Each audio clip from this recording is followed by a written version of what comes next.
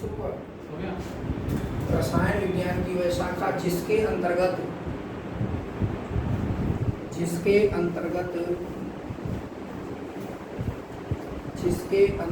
रासायनिक अभिक्रियाओं के वेगों, ऐसे देखो रासायनिक अभिक्रियाओं के वेगों, ठीक लेना ऐसे भी है, रासायनिक अभिक्रियाओं के वेगों कोमा लगाओ और लिखो उन्हें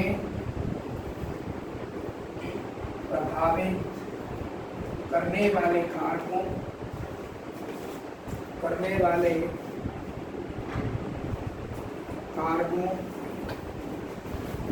तथा रासायनिक अभिक्रियाओं की क्रियाविधि का अध्ययन किया जाता है। तथा रासायनिक अभिक्रियाओं की क्रियाविधि का अध्ययन किया जाता है, उसे रासायनिक बलगति कहते हैं। क्रियाविधि का अध्ययन किया जाता है, उसे रासायनिक बलगति कहते हैं।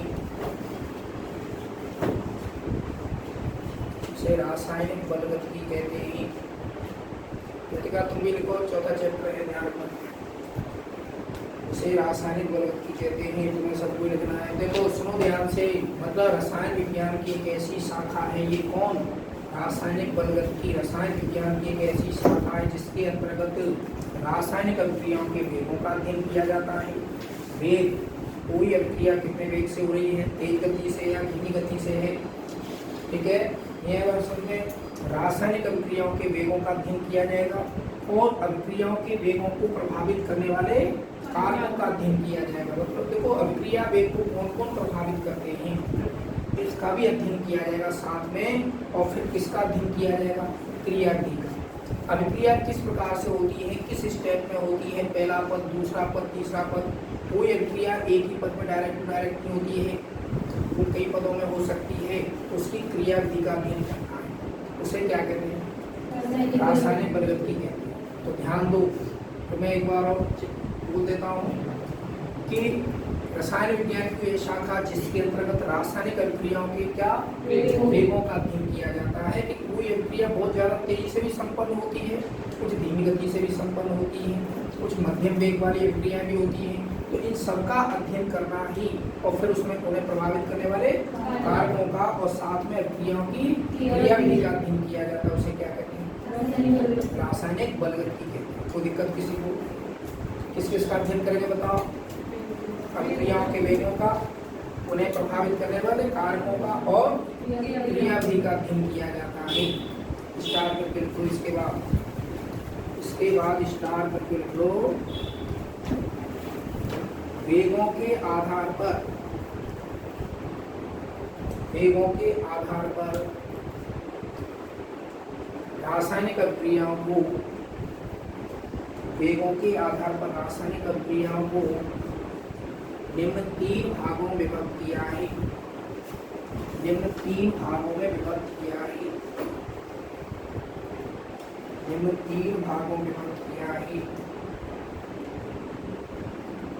पहले पॉइंट में लो तात्कालिक या तीव्र वेग वाली अभिक्रिया है। ये टॉपिक डाल लो पहले नंबर पर, तो देखेंगे दूसरा तीसरा प्रकरण ही लेंगे। पहले नंबर पर टॉपिक डालो तात्कालिक या तीव्र वेग वाली अभिक्रिया है। तात्कालिक या तीव्र वेग वाली अभिक्रिया है, ठीक है। तात्कालिक या तीव्र वेग वाली अभिक्रिया है, इसमें भी स्टार वाइज अध्ययन करेंगे, ठीक है। 270 वगैरह पर देखो क्या लिखा है बताओ। तात्कालिक या, इन्हें आयनिक अभिक्रिया भी कहते हैं, लेकिन आप ऐसा करो फटाफट पहला स्टार लिख लो, कोई दिक्कत नहीं, सबको आ जाएगा समझ। पहला स्टार लिखिए। ऐसी अभिक्रियाएं जो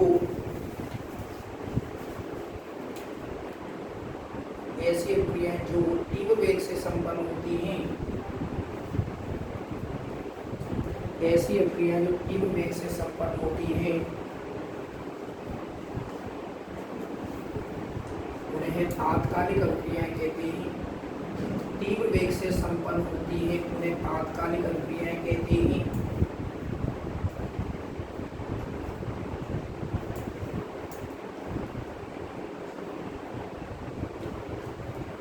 तात्कालिक अभिक्रियाएं कहते हैं। नेक्स्ट लिख लो। ये अभिक्रियाएं आयनों के मध्य होती हैं। देखो आयनों के मध्य होती है। ये अभिक्रिया आयन वैसे आयनों के मध्य होती है,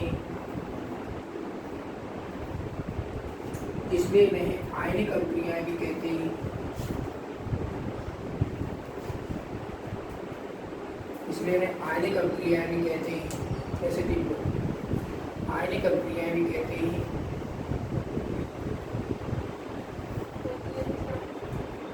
आयनों के मध्य होती है, इसलिए इन्हें आयनिक अभिक्रियाएं भी कहते हैं। आयनिक अभिक्रियाएं भी कहते हैं। ठीक है, एक बार बताओ, इतना तो समझ में आ गया होगा कि तीव्र वेग से संपन्न होती है। और लिखवा रहा हूँ भी, और बताइए आयनों के मध्य होती है, इसलिए क्या बोलते हैं? आयनिक अभिक्रियाएं कहते हैं। समझा देंगे भी स्टार करके। ये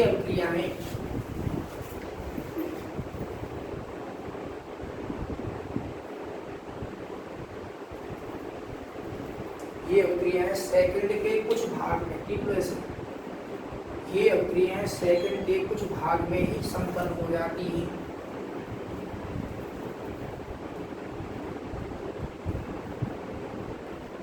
ये अभिक्रियाएं सेकंड के कुछ भाग में ही संपन्न हो जाती हैं। अर्थात देखो आगे, अर्थात पलक झपकने से, पलक झपकने से पूर्व ही हो जाती है। अर्थात पलक झपकने से पूर्व ही हो जाती है। अर्थात पलक झपकने से पूर्व ही हो जाती है। ठीक है, एक टू लिख लो, उसके पश्चात में समझा देंगे। एक स्टार करके लिख लो। इन अभिक्रियाओं के वेगों को आसानी से नहीं मापा जा सकता। इन अभिक्रियाओं के वेगों को आसानी से नहीं मापा जा सकता। आसानी से नहीं मापा जा सकता। ठीक है जी। देखो इनके लिए लेजर विधि वगैरह का उपयोग करते हैं। हालांकि अपन को इन अभिक्रियाओं के बारे में इसमें टेंस का अध्ययन नहीं करना है। इधर देखो आप तो समझ में आ जाएगा धीरे धीरे। सबसे पहले तो बताओ ये अभिक्रियाएं क्या होती है? बताओ तत्काल संपन्न हो जाती है, तीव्र वेग से संपन्न होती है। कैसे होती है बताओ? तीव्र वेग से संपन्न होती हैं, सेकंड के कुछ भाग में संपन्न हो जाती हैं। यानी अपन कह सकते हैं कि पलक झपकने से क्या हो जाती है? पूर्वी हो जाती है, सेकंड के कुछ भाग में संपन्न होती हैं। और साथ में अपन कह सकते हैं कि इनमें किसके बीच में रिएक्शन होती है? आयनों के बीच। इसलिए इन्हें क्या कहते हैं?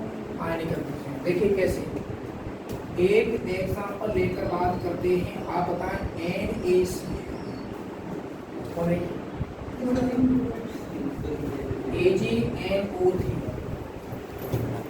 ये देखिए, जब आवश्यकता पड़े तब बोलना। इधर देखो सब। आप मुझे एक बात बताओ, जब इसको NaCl ठोस अवस्था में हो मान लो और सिल्वर नाइट्रेट ठोस अवस्था में हो, दोनों को मिलाएंगे तो रिएक्शन नहीं होगी।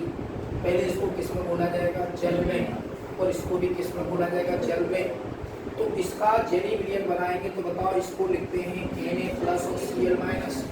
जैसे ही आप इसको जल में बोलोगे, उनके इधर देखो, जैसे ही NaCl को जल में बोलोगे तो Na+ और Cl- आयन में कन्वर्ट हो जाएगा। उनको इधर दिखाओ, इधर देखो, इसको बंद करो, इधर देखो।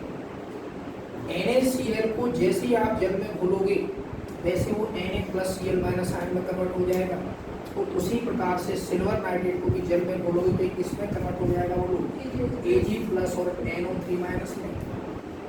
ध्यान देना, यदि आप ऐसा करते हैं, देखिए ये हमारे पास क्या है? टेस्ट ट्यूब है। और टेस्ट ट्यूब में आपने क्या जल लेकर उसमें किसको बोल दिया बताओ? NaCl को। किसको बोल दिया? NaCl। ठीक है रोहित राज, ठीक है। ये और बताओ जैसे ही अपन इसको जल में घोलते हैं वो किस में कन्वर्ट हो जाएगा, Na+Cl- में कन्वर्ट हो जाएगा, ध्यान देना। और एक अलग से बोतल है आपके पास जिसमें किसका विलयन भरा है, सिल्वर नाइट्रेट का। इसको भी जल में घोलकर विलयन बनाया है, सिल्वर नाइट्रेट को जल में घोलकर विलयन बनाया है। तो जल में जब ये घुलता है तो वो किस में कन्वर्ट होता है, Ag+ इसमें होता है। ये Cl- का परीक्षण किया जाता है इसके द्वारा, मैंने तो बताया था। जैसे ही आप इसको इसमें डिजोल्व करोगे, इसको डालोगे इसमें, ये एकदम से इतनी तेजी से रिएक्शन होगी कि पूरा व्हाइट हो जाएगा ये वाला विलयन। क्या बनने के कारण, सिल्वर क्लोराइड बनने के कारण। होता क्या है कि जैसे ही आप इसमें इसको इसमें डालोगे तो इसका जो Ag+ का जो Ag+ है वो किसके पास जाएगा, Cl- के पास, बहुत तेजी से जाएगा। पलक झपकने से पूर्वी रिएक्शन हो जाएगी और Na+ किसके पास जाएगा, NO3। तो बताइए क्या बन जाएगा, AgCl+ NaNO3। और इसका क्या बनता है, श्वेत अवक्षेप बनता है। क्या बनता है, श्वेत अवक्षेप। पूरा ये श्वेत मतलब ये क्या व्हाइट हो जाएगा बिल्कुल, विलयन कैसा हो जाएगा, क्या डालने पर, सिल्वर नाइट्रेट। जैसे ही आप सिल्वर नाइट्रेट इसमें डालोगे वैसे एकदम से क्या होगा, रिएक्शन फटाफट होगी, तेजी से जैसे डालोगे वैसे रिएक्शन हो जाएगी। आपको वेट करने की आवश्यकता नहीं है। तो आप बताइए कि जैसे ही अपन इसको इसमें डालेंगे तो आयनों के बीच में रिएक्शन हो जाएगा। इसका धनावेशित आयन इसके ऋणावेशित आयन के पास जाएगा और इसका धनावेशित के पास जाएगा, फटाफट क्रिया करके उत्पाद बना लेंगे। तो पता कैसे चलेगा, AgCl बनने से फटाफट श्वेत अवक्षेप हो जाएगा। इसलिए हम कह सकते हैं कि रिएक्शन कितनी क्या होगी, फटाफट होगी, तीव्र वेग से संपन्न होगी। इसलिए ऐसी अभिक्रियाओं को हम क्या कहते हैं, आयनिक अभिक्रिया क्यों कहते हैं बताओ, आयनों के मध्य हो रही है, धनायन आयन के बीच में तो आयनों के मध्य है और तीव्र वेग से हो रही है, इसलिए तात्कालिक है, सेकंड के कुछ भाग में संपन्न हो जाती है, यानी पलक झपकने से पूर्वी हो जाती है, फटाफट हो जाती है। अतः इसके वेग को मापना भी आसान नहीं होता है। लेजर विधि वगैरह से इसके द्वारा मापा जाता है, लेकिन हम इसकी बात नहीं करेंगे, लेकिन आपको समझना तो जरूरी है। ठीक है, क्लियर है सबको। देखो इसे पूछ रहा हूँ, बोलो।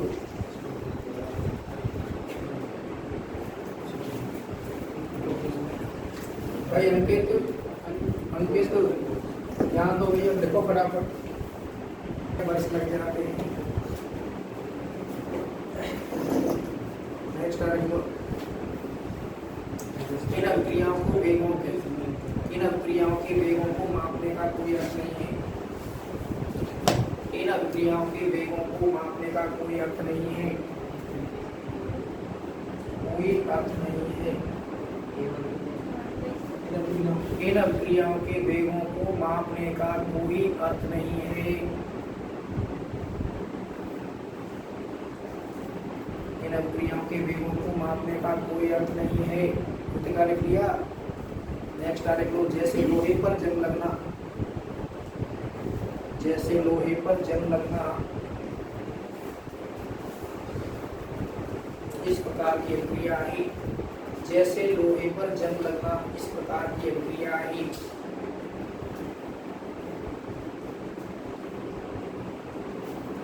अब मेरे बात सुना, ये जो लोहे पर जंग लगने की क्रिया है ना, वो हमने तीसरे चैप्टर में पढ़ ली है। जिन्होंने लास्ट में पढ़ लिया वो देख लेना, अदरवाइज मुझे लग रहा है कि तीसरे चैप्टर का मजबूती से रिप्रेजेंटेशन किसी का नहीं, जिसने पढ़ा भी होगा ना उसको भी अकेले पता नहीं क्या हो रहा है। सुन लो ध्यान से, उसको देखेंगे पहले इसको, उसके पश्चात उसको। अब मुझे एक बार का, लोहे पर जंग लगना बहुत धीमी गति की क्रिया है। हालांकि मैं उसको लिखाऊंगा तो मैं देखिए उसमें होता क्या है कि स्वयं लोहा किसकी तरह कार्य करता है, एनोड की तरह कार्य करेगा, तो Fe2+ आयन बन जाते हैं। ठीक है, फिर इनके माध्यम से जंग लगा लोहा बनता है Fe2O3.XH2। ये जंग लगा लोहा बनता है। बहुत धीमी गति से रिएक्शन होती है लोहे पर। लोह धातु की बात करें तो लोह धातु में एक्चुअल क्या होता है, इसके संपर्क में जल आता है। ये लोहा है, लोहे के संपर्क में कौन आएगा, जल। और इसके संपर्क में आप समझ लो CO2 गैस भी है, O2 गैस भी वगैरह होती है, सब ये भी आती है वायुमंडल से। बरसात के समय ज़्यादातर लोहे पर जंग लगता है। तो ये रिएक्शन क्या होती है कि जैसे FeNO की तरह कार्य करेगा, O2 इसमें कैथोड की तरह कार्य करेगा। इस प्रकार से इसमें जंग लगे लोहे का निर्माण होता है, लेकिन बहुत धीमी गति से चलती है प्रोसेस। ये धीमी गति से प्रोसेस चलता है। आप सोचते हैं बरसात के समय लोहे को ऐसे रख दो तो वैसे जंग लग जाता है थोड़ी देर में, एक दो देर बाद तो ऊपरी ऊपरी तौर पर थोड़ा थोड़ा सा लगता है, लेकिन उसको ये पूरे को ढंग से बनेगा ना, जब रिएक्शन होगी तो उसको काफ़ी टाइम लगता है। तो इन अभिक्रियाओं को होने में कई महीने या क्या होते हैं, वर्ष लग जाते हैं, पर काफ़ी लंबा समय लगता है। धीमी गति की क्रियाएं, तो इनके वेग को मापने का कोई अर्थ नहीं है, ठीक है, क्योंकि कितना समय कहाँ तक बैठे रहोगे, कहाँ तक इसका अध्ययन करेंगे, पता इनका कोई अर्थ नहीं है, ठीक है। तो दो रिएक्शन होगी, कौन कौन सी? तीव्र वेगात्मक की अभिक्रिया और अतिमंद वेग वाली अभिक्रिया। तो दिक्कत तीसरे नंबर की पढ़ो, जिसको हमें पढ़ना है, कौन सी? वेग मापनीय अभिक्रिया। तीसरे नंबर पर लिखो वेग मापनीय अभिक्रियाएं। ये तीसरे नंबर पर वेग मापनीय अभिक्रियाएं। इसका हेडिंग डाली वेग मापनीय अभिक्रियाएं। ठीक, पहला स्टार्ट।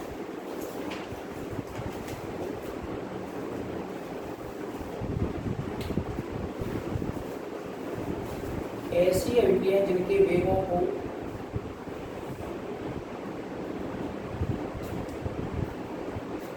ऐसी अभिक्रियाएं जिनके वेगों को आसानी से मापा जा सकता है,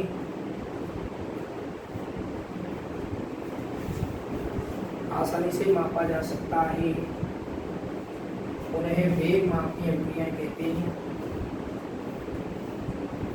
उन्हें वेग मापनीय अभिक्रियाएं कहते हैं।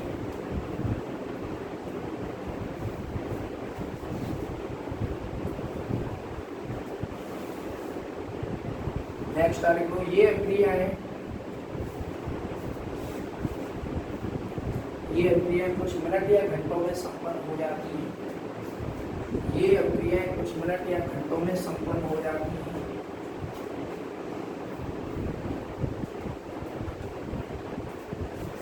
घंटों में संपन्न हो जाती हैं।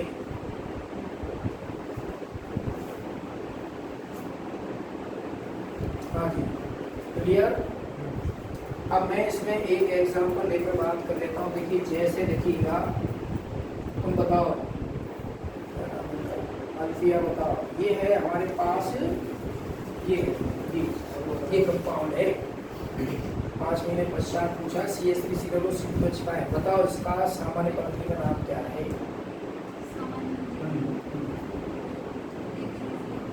एथिल एसीटेट, सही है, एथिल। देखो COO के बाद C2H5 है, इसको एथिल बोला जाता है, तो एथिल पहले लिखेंगे,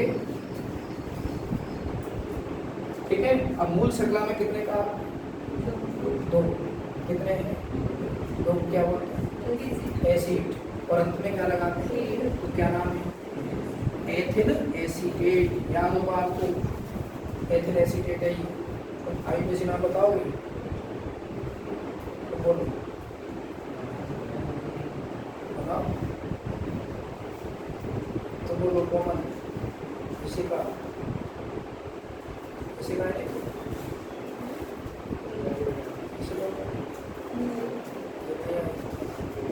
1/2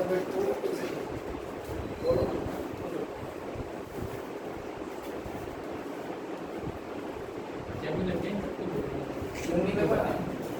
दूसरों को जंग लगा देता है, इसके स्वयं की गलती करते हैं।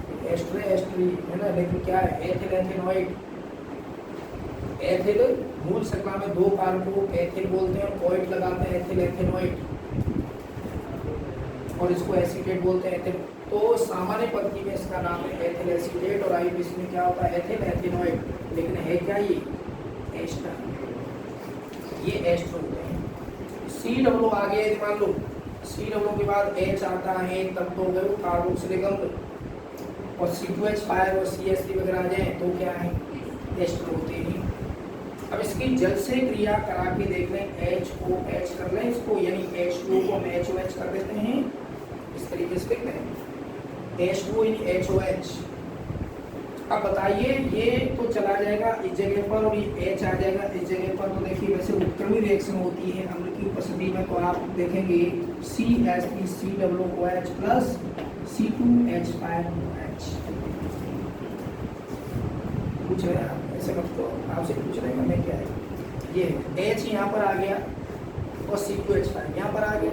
तो बताओ जैसे ये यहाँ पर आया तो C2H5OH हो गया, रिप्लेसमेंट हुआ, एक यहाँ से हटकर यहाँ आया यहाँ।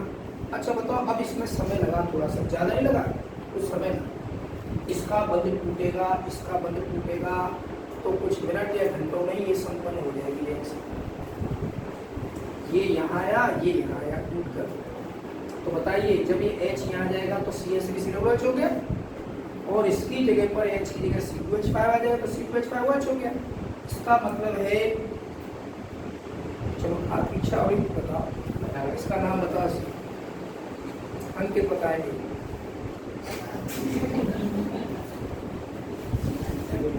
चलो भानु बताएंगे, चलो और कुछ मन में लाओ, और निकल नहीं एसिटिक अम्ल। क्या ये एसिटिक अम्ल, क्या ये एसिटिक अम्ल? चलो तुम्हारी बताने की इच्छा बता दो, चलो इसका नाम बता दो।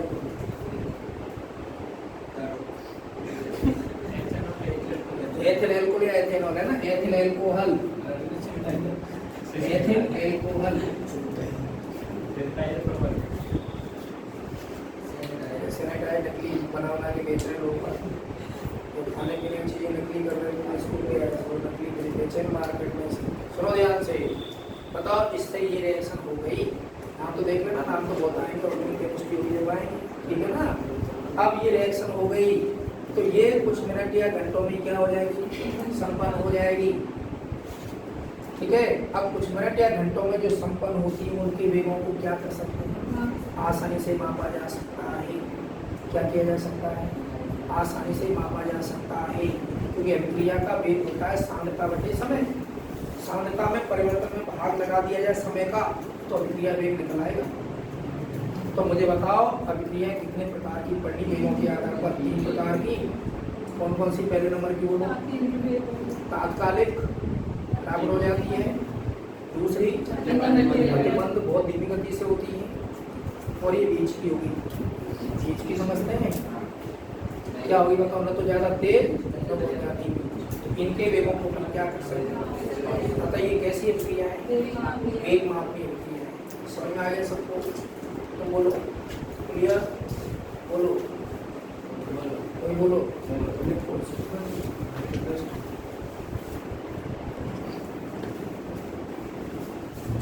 इकाई समय में क्रिया कारकों, इकाई समय में क्रिया कारकों या क्रियाफलों की, इकाई समय में क्रिया कारकों या क्रियाफलों की सांद्रता में होने वाले परिवर्तन को, इकाई समय में क्रिया कारकों या क्रियाफलों की सांद्रता में होने वाले परिवर्तन को, होने वाले परिवर्तन को अभिक्रिया का वेग कहते हैं। होने वाले परिवर्तन को अभिक्रिया का वेग कहते हैं।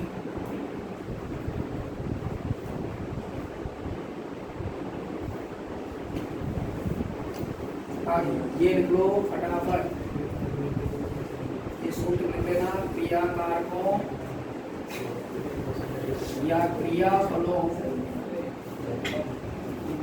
अंकित की सांद्रता में परिवर्तन। कौन लगा क्या बताओ, समय। और यहाँ लिख लो क्रिया कारकों के लिए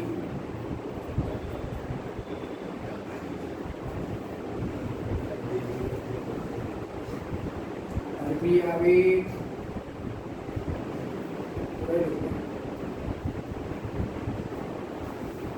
माइनस क्रिया कारकों की सांद्रता में परिवर्तन, परिवर्तन बोले तो कमी, ये है समय, इसको आप लिख सकते हैं माइनस dc/dt। यहाँ माइनस का अर्थ है क्रिया कारक की सांद्रता में कमी होना। ये लिख लो, इतना सा लिख लो पहले, तो क्रियाफल इसी में चेंज कर दूंगा,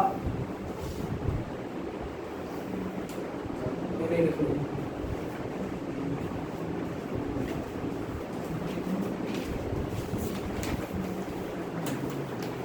एक साथ समझा देंगे।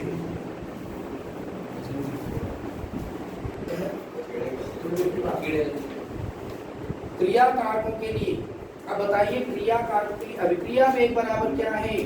क्रिया कारकों की सांद्रता में परिवर्तन बटे समय, लेकिन माइनस लिखा और यहाँ क्रिया कारक लिखा केवल, और इसको अपन कह सकते हैं ऊपर सांद्रता है ना, डीसी लिख दिया। सी मतलब कंसंट्रेशन, ये परिवर्तन होता है डीसी अपॉन ये dt, समय में परिवर्तन होगा। तो हम ऊपर वाले को सांद्रता को अपन डीसी कह देते हैं परिवर्तन को, और समय को अपन dt बोल देते हैं, और माइनस लिखा हुआ है। तो यह माइनस का क्या हुआ? सांद्रता में कमी। मतलब एक बार बताओ, कोई अभिक्रिया है तो क्रिया कारक की सांद्रता जब कम होगी तभी तो कौन बनेगा? क्रियाफल बनेगा। तो क्रिया कारक कम होगा तभी जाके कौन बनता रहेगा? क्रियाफल बनेगा। तो धीरे धीरे क्रिया कारक कम होगा, क्रियाफल बढ़ेगा, ठीक है ना? इसलिए माइनस लिखा है। तो माइनस का क्या अर्थ हुआ बताओ? क्रिया कारक की सांद्रता में क्या होना? कमी होना। और क्रियाफल के लिए क्या लिखा है बताओ? प्लस। क्रियाफलों की सांद्रता में परिवर्तन कौन लगा? समय। तो प्लस कर दिया dc/dt। यहाँ प्लस का क्या अर्थ हुआ बताओ? वृद्धि होना। तो क्रिया कारक की सांद्रता में कमी आएगी और क्रियाफल की सांद्रता में क्या होगी? वृद्धि होगी। तो इसके लिए क्रिया कारक के लिए तो माइनस लिखा जाएगा जब आप क्रिया वेग लिखोगे तब, और क्रियाफल के लिए क्या आएगा? प्लस लिखा जाएगा। उसको बोलो यार, आ रहा होगा? अरे आ रहा ना भाई? देखो कैसे, सुन लो ध्यान से, एक वक्र से पता चल जाएगा। सुनो, हाँ एक मिनट सुनो ध्यान से। A to B, ये कौन है बताओ? क्रिया कारक कौन है? और ये कौन है बताओ? क्रियाफल या उत्पाद भी कह सकते हैं, ये क्रियाफल है। अब मुझे बताओ, जब अपन ने ये लिया था ना ये, तो ये नहीं बना था, ये तो बिल्कुल जीरो था, केवल हमारे पास क्रिया कारक ही थे, क्रियाफल तो था ही नहीं पहले स्टार्टिंग में। फिर धीरे धीरे ये जब क्रिया करेगा तो क्या बनना शुरू हो जाएगा? क्रियाफल। तो इसकी मात्रा सबसे ज्यादा थी, तो इसकी क्या थी बताओ? जीरो थी। क्या थी भाई साहब? सुन रहे हैं क्या? ये है देखो सांद्रता, और वेग भी कह सकते हैं, साथ में वेग भी है, और ये क्या बताओ? समय। ऐसा कर देखो, वेग किस पर डिपेंड करता है? सांद्रता पर, क्योंकि वेग बराबर क्या होता है? सांद्रता बटे समय। सांद्रता में परिवर्तन कौन? समय। तो सांद्रता से वेग निकलेगा। अब मुझे बताओ, ए तो कहाँ पर है बताओ? ये ए है, और ये कौन है? ये तो यहाँ तो जीरो होता है बिल्कुल, और ये ज्यादा होती है मात्रा। तो धीरे धीरे ए क्या होगा बताओ? कम होगा।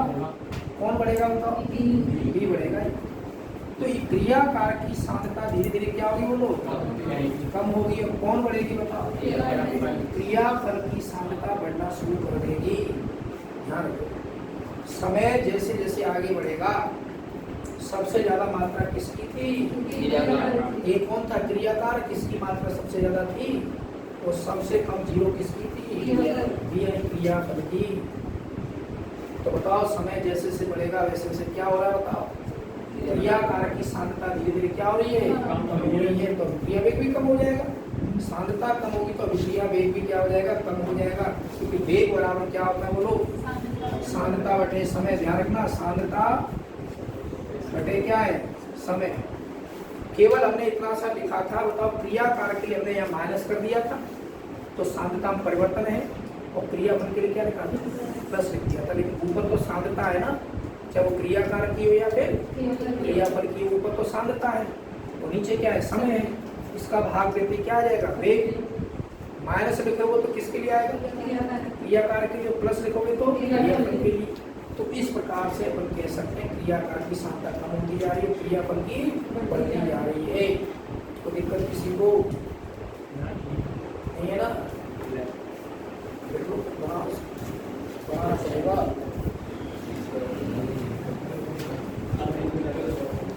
अब